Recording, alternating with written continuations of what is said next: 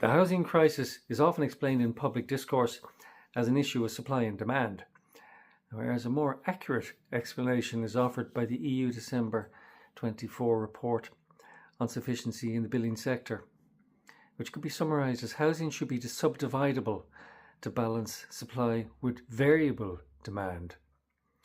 In layman's terms, we are producing too much building material to compensate for under-occupancy by not designing for variable demand within the four walls. This legacy practice makes decarbonisation almost impossible, and excessive inflation in housing costs is inevitable, since inflation is academically described as too much money chasing a limited supply of available material. The social sector provides for up to 80% of their client households that consist of one person. The EU Commission is of the view that inclusive affordability and decarbonisation are two sides of the one coin of sufficiency. And this means recycling of property titles in a familiar market, but more effectively by elective and planned subdivision.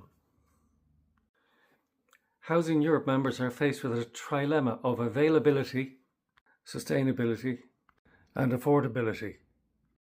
This Gordian knot grows tighter with the steady supply of new homes that cannot be readily subdivided to reinforce an infrastructure of existing homes that are expensive and challenging to subdivide.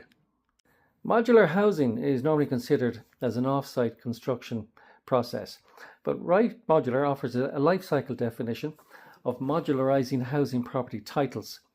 This approach can transfer control of home size to the end residents to help make the circular second-hand property market more efficient by matching supply with variable demand in real time. The Right Modular Toolkit offers 4 tools to help make a transition to a circular economy more simple. The IPCC recommends plan templates be used for residents to adapt home size to match variable household size. Right Modular Templates offers this facility by minimizing the construction cost for single-person homes that can be connected and therefore readily subdivided at the right time for intergenerational communities to grow by mutual respect. 3 internal doorways can be opened or closed to create life cycle options of studios, 1, 2, 3, 4 and 5 bed homes. This provides for an aging demographic with connected care units and own door privacy for different generations. It also simplifies inheritance by making subdivision possible for under €10,000, which is feasible for most people's savings. The site layout template provides for up to 100 units per hectare at least cost in a safe and sustainable manner. The supply of new homes could be doubled within the existing industry capacity of square metres per annum. An example of this form of construction is currently underway in Dublin. Tool number 2, certificates of intent to subdivide existing homes.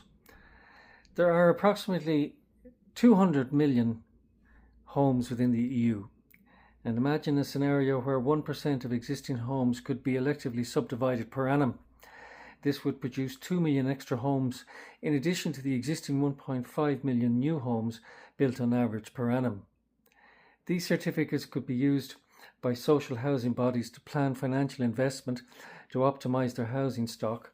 Certificates of intent could also be traded with the private household sector with the potential support of public investment in a real-time circular infrastructure. This would improve the social impact of greater availability in real time.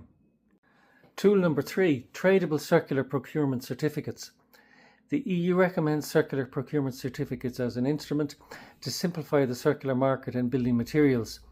Recycling property titles can be more predictable than recycling components, since architectural liabilities can be minimised by simplifying a potentially complex system of warranties for reused materials. Social housing bodies could evaluate land banks, procure finance, planning and construction with copyright indemnity for the design team. Design teams could be invited to improve on design for full life cycle occupancy and or copy and develop the templates. The Right Modular templates provide for PV panels to be allocated to each unit, thereby allowing a better management of supply and demand of electricity. Tool number 4 is for sustainability and circular movement of materials.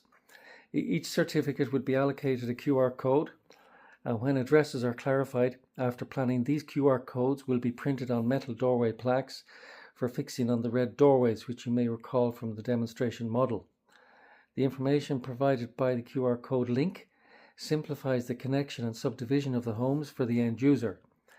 Control of home sizes is therefore transferred to home users to optimize the circular economy. The expected impact of the Right Modular Toolkit is to help speed up sufficiency by reducing the floor area per capita from 38 down to 30 square metres within the EU by 2050 to enable decarbonisation as recommended by the European Environmental Bureau.